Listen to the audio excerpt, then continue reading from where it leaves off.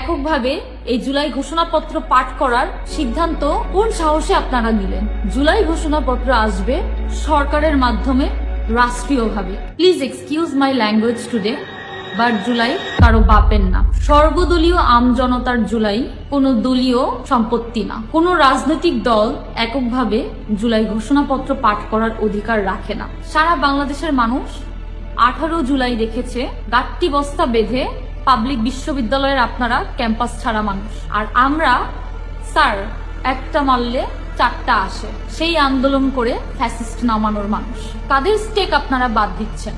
এই জুলাই অভ্যুত্থান, শহীদ, আহত, প্রাইভেট, মাদ্রাসা, স্কুল, কলেজ, হেফাজত, সাংবাদিক, শ্রমিক শ্রেণী, সেনা অফিসার থেকে শুরু করে সবার। এই ঘোষণাপত্র এককভাবে কোনো দল নিজেদের মতো করে পাঠ করতে চাইলে ওই সকল মানুষকে অবমাননা করা হবে যারা নিঃস্বার্থভাবে রাজপথে নেমেছিল।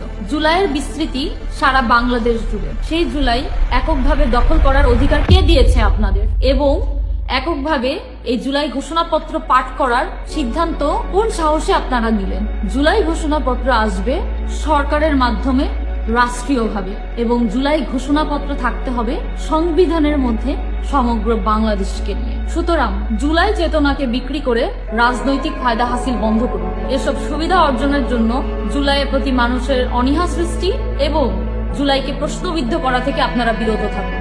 আমাদের শহীদ এবং আহত ভাইদের কষ্টে অর্জিত জুলাই সারা বাংলাদেশের সকলের মনে জারি থাকুক এবং জুলাইয়ের প্রতি ভালোবাসা সারা জীবন অটুট।